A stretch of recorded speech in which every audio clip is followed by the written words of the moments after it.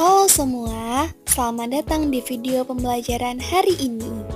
Pada kesempatan kali ini, kita akan menjelajahi teori belajar humanistik dan bagaimana kita dapat membuat pembelajaran menjadi lebih bermakna. Mari kita mulai. Sebelumnya, pernahkah kalian mendengar tentang teori belajar humanistik? Seperti yang sering kita temui, masih ada beberapa pendidik yang menerapkan cara mengajar yang keras dan memaksa peserta didik untuk belajar. Hal ini dapat menyebabkan peserta didik tidak minat mengikuti kegiatan pembelajaran. Untuk itu, kita harus menerapkan cara belajar yang tepat. Salah satunya yaitu dengan menerapkan teori belajar humanistik. Kira-kira bagaimana ya penerapannya dalam proses pembelajaran? Semua akan terjawab dalam video ini. Tahukah kamu apa sih teori belajar humanistik itu? Teori belajar humanistik adalah teori belajar yang bertujuan menghasilkan hal baik bagi kemanusiaan agar mencapai akulturasi diri dan membuat peserta didik mampu mengenali dirinya sendiri. Menurut Abraham Maslow, teori humanistik merupakan proses belajar seseorang untuk mampu mengenali dirinya sendiri dan mencapai akulturasi diri. Sedangkan menurut Arthur Holmes, belajar bukan hanya tentang bagaimana menghafal materi, namun belajar adalah bagaimana seseorang bebas mencari cara belajar mereka sendiri.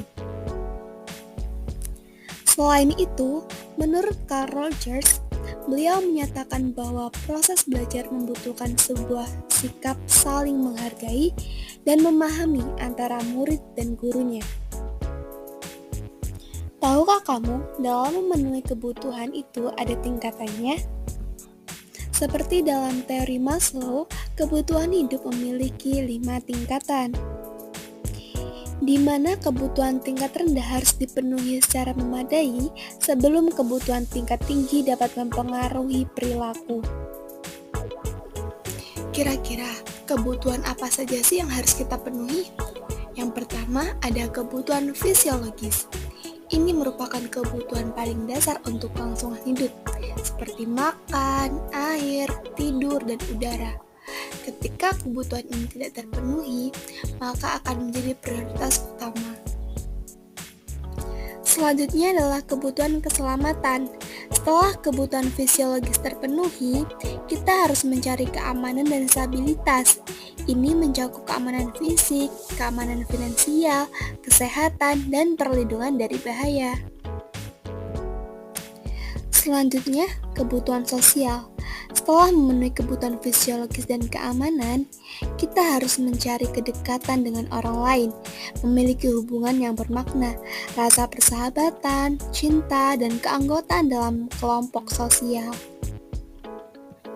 Selanjutnya ada kebutuhan penghargaan. Kebutuhan ini melingkupi penghargaan diri sendiri dan penghargaan dari orang lain.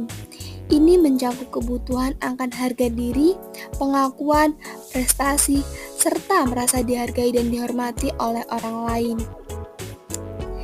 Dan yang terakhir adalah kebutuhan self-actualization. Ini adalah puncak dari hierarki kebutuhan, di mana kita mencapai potensi penuh dan menjadi seutuhnya manusiawi. Ini melibatkan akulturasi diri, eksplorasi kreativitas, pemahaman diri, pengembangan potensi pribadi, dan mencapai tujuan yang bermakna. Kira-kira apa ya yang membedakan teori belajar ini dengan teori belajar lainnya? Yang membedakan teori ini dengan teori belajar lainnya adalah teori ini lebih memfokuskan pada proses belajar itu sendiri. Adanya peranan aspek kognitif dan aspek afektif, mementingkan pemahaman dan juga pengetahuan dalam proses belajar, mementingkan sikap dan perilaku diri ketika menjalankan proses belajar. Tidak seorang pun mampu mengatur atau mendikte proses belajar yang benar pada setiap individu. Selanjutnya, apa saja ya kira-kira kelebihan dan kekurangan dari teori humanistik ini? Nah, kelebihan dari teori humanistik ini yang pertama, meningkatkan minat belajar individu. Yang kedua, membantu membentuk kepribadian, perubahan sikap ke arah yang positif dan hati nurani. Ketiga, membantu meningkatkan kreativitas setiap orang. Keempat, membantu pola pikir yang cerdas dan luas, serta sikap yang baik. Kelima, mampu menghadirkan sebuah pengalaman yang baru dan menarik pada setiap individu. Dan yang terakhir, mengembangkan individu yang membantu mereka mencapai akulturasi diri. Sedangkan kekurangan dari teori humanistik ini, yang pertama, teori ini dapat memunculkan perilaku individualis. Kedua, apabila tidak ada kesungguhan dari murid untuk belajar, maka proses belajar pun bisa dianggap gagal. Ketiga, tenaga pengajar sebagai fasilitator menjadi minim peranan. Keempat, pendekatan belajar humanistik ini tidak dapat digunakan untuk metode pembelajaran praktis. Dan yang terakhir, akan munculnya perbedaan yang signifikan terhadap murid satu dengan yang lainnya sehingga timbul kesenjangan.